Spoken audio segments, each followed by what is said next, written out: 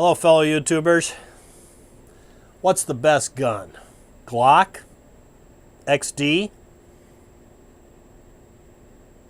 Smith & Wesson M&P. Today we find out, no, actually we don't.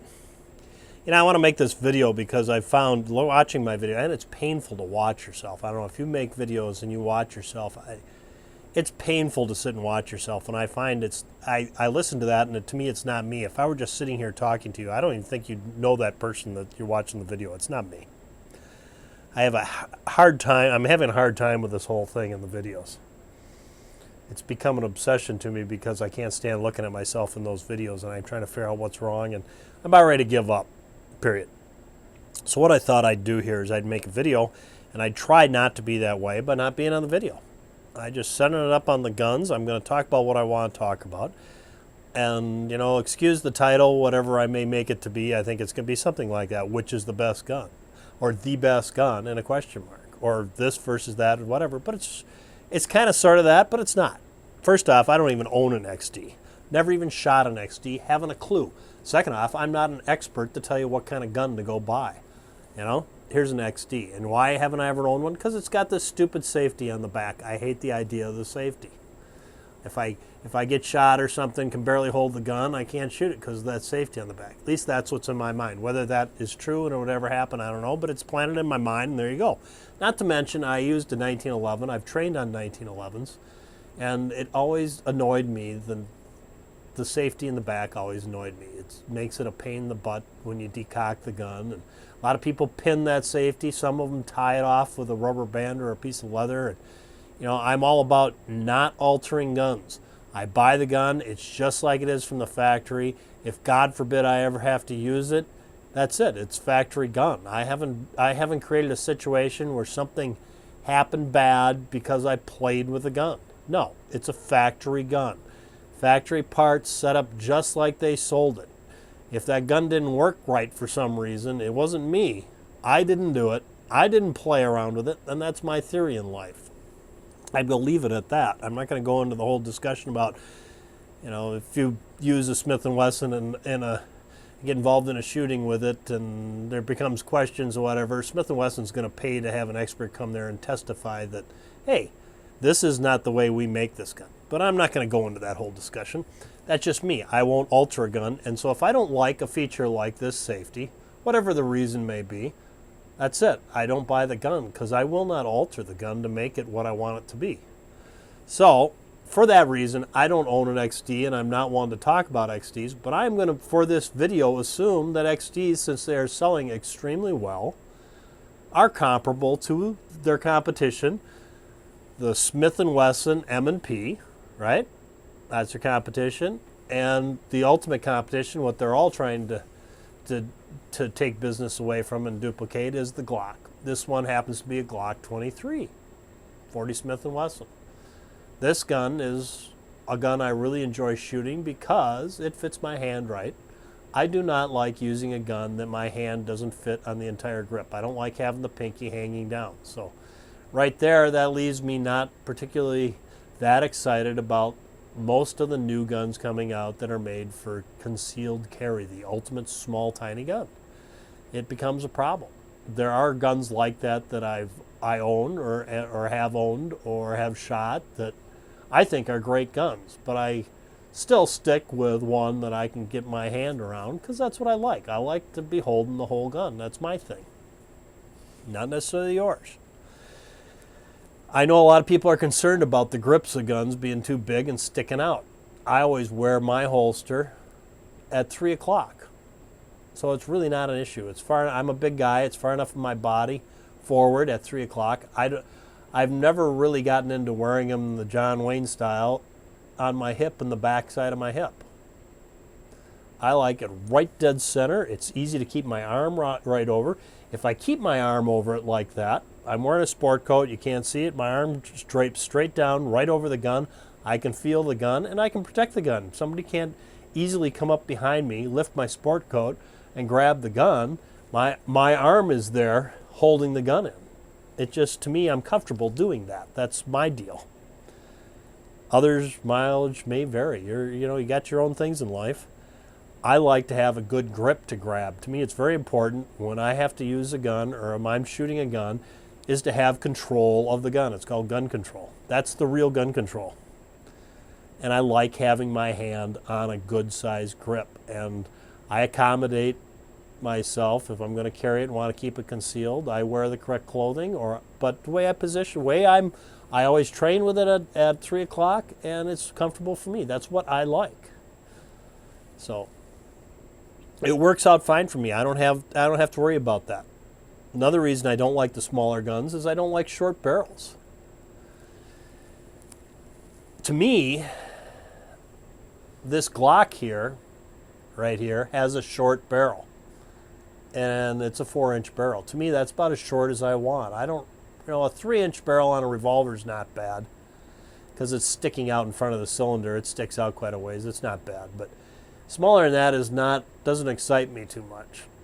Doesn't say I don't like 642 J-frames. I love them. Carry them as a backup gun all the time. It's great backup gun. So I'm not totally poo-pooing the short barrel. I'm just saying what I like, and I like at least a 4-inch barrel. I shoot them better. It's just me. I feel that a gun like this, once the barrel gets shorter than that, it doesn't holster as well because you have so much leverage. The holster comes across right about here. You've got so much leverage from this grip in the upper part that if the barrel stops here, you don't have a heck of a lot in the holster to keep it in there.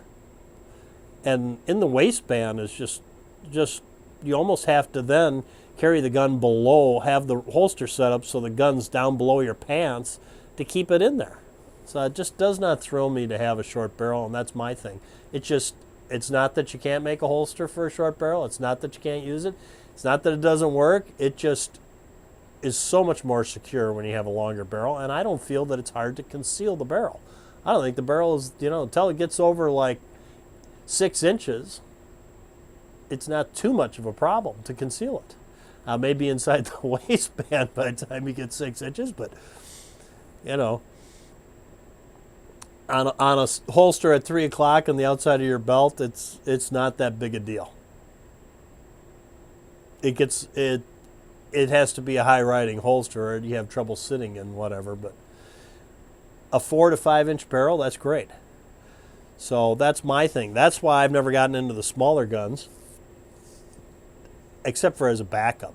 As a backup then.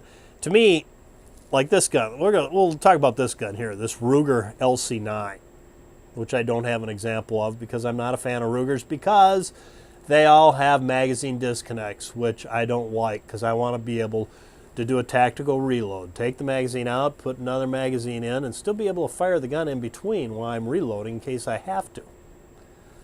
And you can't do that with a magazine disconnect. And I know the argument is, well, if you've got a magazine disconnect, you can take the magazine out and then it's safe. Well, it's safe if it's in safe hands. And the argument that if you get into a struggle with somebody and the magazine, all you have to do is hit the magazine disconnect and the magazine comes out and then you don't have to worry about them getting the gun. Well, if I'm in that kind of struggle, I don't want to lose the ability to use the gun, so I'm not going to disconnect it. So that whole theory is stupid in my mind. Not saying it is. If you believe that, whatever. But they now have this model in a striker fire with a new trigger on it that's supposed to shoot very well, with no magazine disconnect, called the C9 Pro or something like that. NC Pro or C9 Pro. I think it's a C9 Pro. At any rate, it's the small 9mm Ruger Pro model, and that one excites me. That I'd actually take a look at. But this is what I don't like. Look at how much of an extension we have on this magazine. So I can get my pinky on there, and I really can't. And you're adding this much. What is that? Does anybody know? Let's get a ruler. Oh, excuse me, knocked the camera. End of the world. Let's get a ruler and look at this, seriously. Okay, what is it? 3/4 of an inch. We're adding 3/4 of an inch to the magazine, putting this finger crap on it so that I can barely get my pinky. Well, just just extend the frame of the gun. Hey, just extend the frame of the gun and throw a couple more rounds in it. Really, you really think if you can conceal this magazine with this finger extension on it, you can't conceal the gun extending that much? I wish, honest to God, they'd make a gun like this with an actual grip on it that you could get your entire hand on. I think they would actually sell, because I don't think people are that fixated on this grip being this small. 2 3/4 inches basically from the bottom of the receiver. Okay, you add, so you make it 3 3/4 inches. It comes out a little bit. You really think? And I know I hear all this stuff. Slide thickness is huge when you're concealing it. Well, you know what's huge is being able to use the gun well. Not having your pinky hang down there, and not saying you can't shoot like this. You can. Do it all the time, practice, yeah, great. But why wouldn't you want to have the advantage of having a grip that fits your hand really well? You can carry this mini gun to the point of lunacy. Now, when it gets so small, when the gun gets so small, and this is not a good example because it's got that stupid laser deal on it, but even so, it probably is. When it gets so small like this that you can put it in your pocket, then it's a different story. Then I can see that. There's an advantage to that. This, you're not going to put this in a holster on your belt. That's ludicrous. This is designed so you can shove it in your pocket. At that point, I can understand it being so small. So yeah, I can barely get 2 fingers on it, and I really got to practice shooting it, and it takes a lot of practice to get good at it. But you know what? It fits in my pocket. It works as a backup gun. It works if I'm going to the beach in a pair of shorts and nothing else. I can still be armed. That I can understand. This makes sense. To me, this makes sense for what it is. Every gun's got a use. These are kind of in limbo to me. I figure they might as well have more grip on the bottom, give you more magazine capacity, and you can actually grab it without having this stupid little 3/4 of an extension on a magazine. That's silly. Here, this gun, Bursa. You can grab that. It's still got the silly magazine extension like a Walther PPK does and everything, but you could take that off, put a flat plate here, and you can almost still grab it there. This could be just a tad longer. Those PPK S's with the extended bottoms were always nice, I thought. This here, this is supposed to be a great gun. You know what I don't like about the Bursa? I'm just throwing it out real quick. It's an inexpensive gun, under $300, and then they charge you $35, $39 for a magazine. I mean, really, you can get a Glock magazine for $22. Why should I buy a gun that's this half the price of a Glock and then pay another $10 for the magazines over a Glock? This gun here, Smith & Wesson Bodyguard. Great gun again, fits in your pocket. That's what it is, it's a pocket gun. Pocket gun should be small. This could actually pass for a pocket gun. You could use it in your pocket. So I'll let them slide, I'll let them slide too, because they're also giving you the choice. They are giving you different sized grips on the bottom. You can actually buy the car guns. They're actually making like that 45 with a full size grip, like a 1911 size grip on the bottom of it now.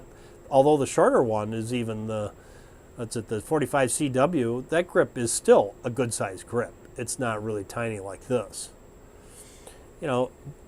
I appreciate this because you can use this as a pocket gun, but I can buy cars with bigger grips on the bottom and have a regular full-size grip if that's what I want. What I don't like about cars is right here. I don't like that. I don't like this big chunk of steel slide stop on the side. Totally unnecessary.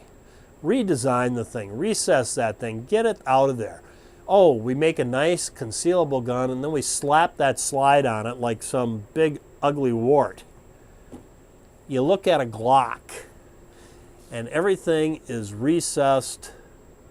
The slide stop is very minimal, and you don't need a slide stop anyways, hell. You know, the Nano, in my mind, the Beretta Nano, I should have brought that blue gun out, I didn't.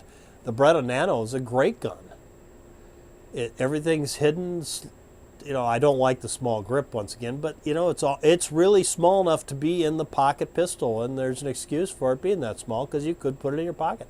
What I don't like about it is the absolutely horrendous trigger pull. If you're thinking about buying one, you know, ask them at the gun shop if you can pull the trigger, because holy cow, I have never in my life, and for a long period of time there, all the departments were carrying double action only firearms, automatics, when they first transitioned into automatics. And I'm so used to, I started out in a revolver, I'm so used to a trigger pull like that.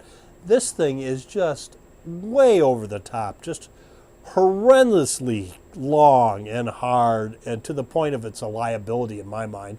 The one I had was just laughable. It was a liability trying to put the thing on target because the trigger pull was just absolutely horrendous. I've said enough on that. Okay, a double action only trigger pull like the LCR, that is a nice smooth trigger pull. You may not like it because you're not used to shooting double action only. But that's nice. The Nano is not like that, but I'm regressing back again. This is a great gun. You know, the grip works very well. You can't get that little pinky on, but you can wrap it over a little bit. And again, this is back, like I was saying, for a backup gun on the J-frame. I've loved J-frames for years and use them, and I use those precision gun specialty grips on them that have a little groove right here that you can get that pinky on. Those things are great. They're great. Inexpensive. They last forever. I've had them on guns for 30 years, and they're still as good as they were the day I bought them. You know, all they are is black. They're not excitingly anything, but, you know, form follows function, and they function like you wouldn't believe. They are the best grips for a J-frame, period. Period. Period. Okay, so, at any rate, back to what I was talking about. I guess the point of this whole thing is everybody has their own thing, and you got to figure it out. And if you're new to buying a gun, God help you, because when I bought my first gun, it was pretty much, if you wanted a reliable gun that worked well, you bought yourself a Ruger Security 6. And that's about all there was to it. You can buy yourself a Smith & Wesson if you had the money, but you bought a revolver. So that was just a matter of deciding whether you wanted a little girly J-frame or a K-frame style, or the big N-frame, the Clint Eastwood N-frame. That was your choice back then. Nowadays, well, all these reliable automatics, and I feel bad about the revolvers. There are very few good revolvers in any gun shops nowadays. You go in there and there's hardly any there at all. There's J-frames, there's Taurus and Charter Arms, which I've always thought my life was worth more than carrying a Taurus or a Charter Arms, although the little Taurus 85s have a good rep. So I shouldn't say that, but one thing they are making nowadays that I think is an absolute great gun is right here. This is a great gun. The Ruger Match Champion. The Ruger Match Champion. This is a great gun. You know why I like it so much? Is right here. I hate the GP100 barrels. That huge slab of steel on the front of the gun. Why are they doing that? Why are they putting these big bull barrels on every one of those GP100s? You have to buy a 3-inch barrel in order to get something that'll balance in your hand. It's ridiculously foolish. This is the smartest thing they've done in a long time. This is almost the exact same size and shape of the old Security 6s, which were great guns. They were great guns. one of these days I can make a video and show you the difference between a GP100 and a Security 6 and why they changed them. This is kind of like the difference between a K frame and a Smith & Wesson L frame. They wanted to beef up the gun, and they did a nice job of it, but they lost some things that, and this is one of them. They just went with this beefy barrel on it, which just absolutely drives me nuts. But this is nice. This gun balances so nice. This gun's got an excellent, they've gone to the effort of making this trigger smooth down the edges. It's got a smooth trigger pull, a smooth double action only. They've taken the chamber and they've beveled it down towards the front so it just goes in and out of a holster like $1,000,000. This is an absolutely beautiful gun. I think this is the best .357 Magnum on the market today. If you want a .357 Magnum, here you go. Match Champion Ruger. Go get it. And these guns run for about $700, which is the whole problem with the revolvers and why people don't buy more revolvers, because you can buy yourself an awful nice Glock, an automatic, for less than that. You can buy the top of the line Glock for considerably less than what any revolver runs nowadays. But trust me, this is worth the extra money. And I can also tell you that down the road, when it's a used gun, this gun will be a lot better gun than this gun for the money. Which I know makes no sense, but if you go in and look at used guns, you can pick up a used Glock and it's going to cost you at least $400 or around $400. You may be lucky and find some for less than that, but most of them are going to be $400. On the other hand, you can go find yourself a used Smith & Wesson or Ruger for that same price range.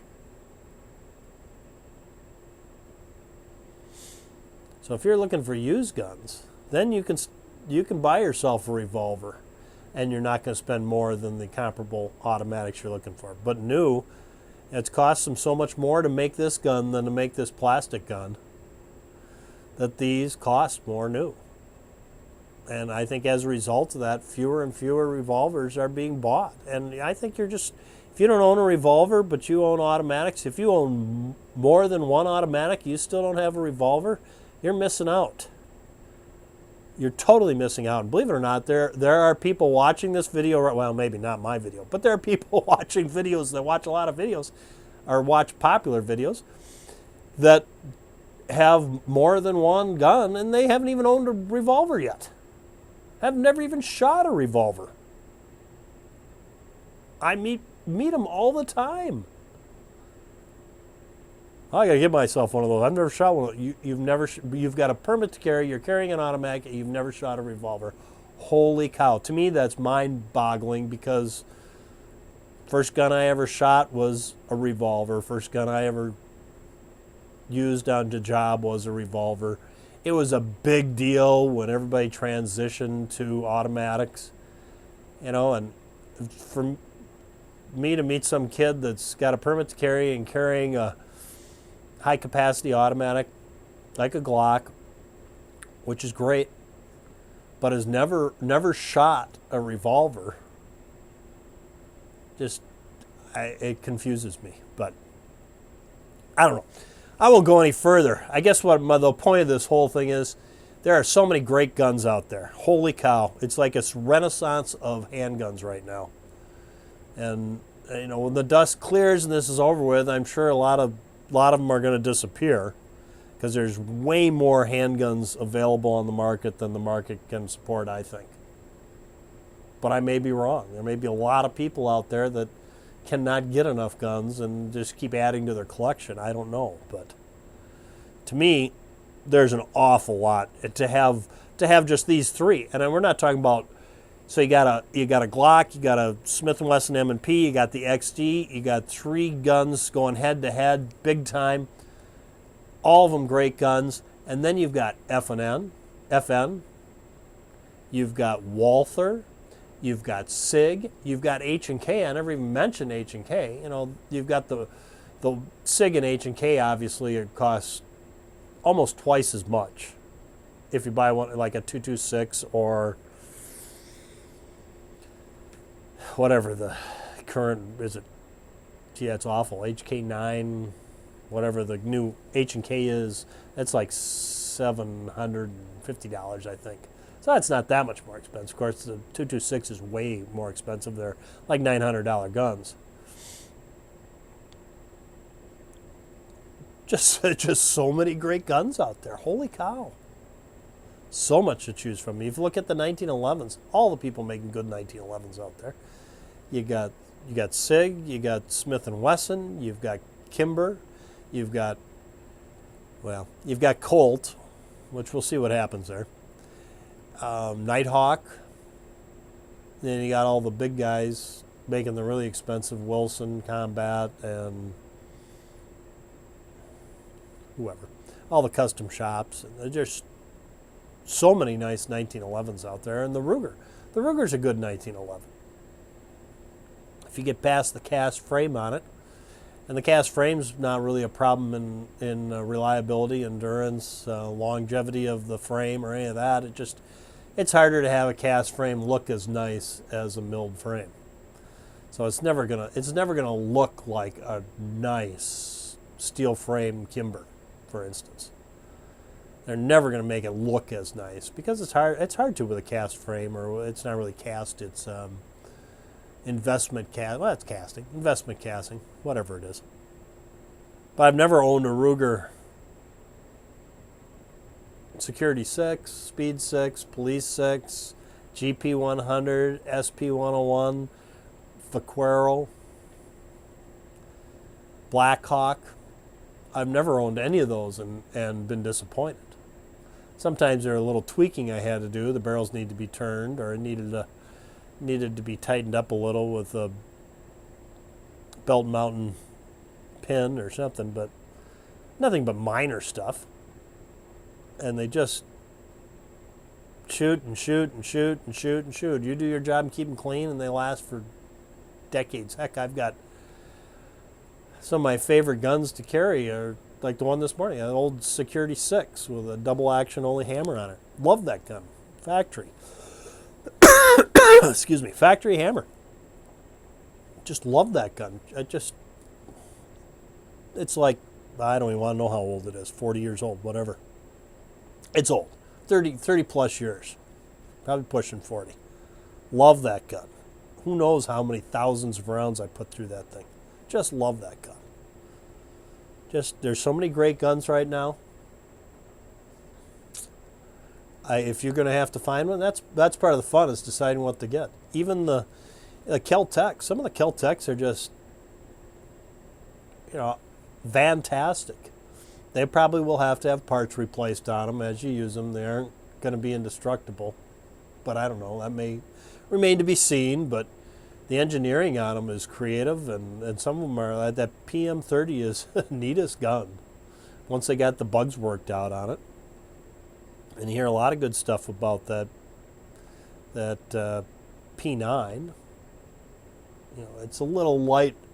For me, it's a little on the light side. I like to know that gun is actually on me.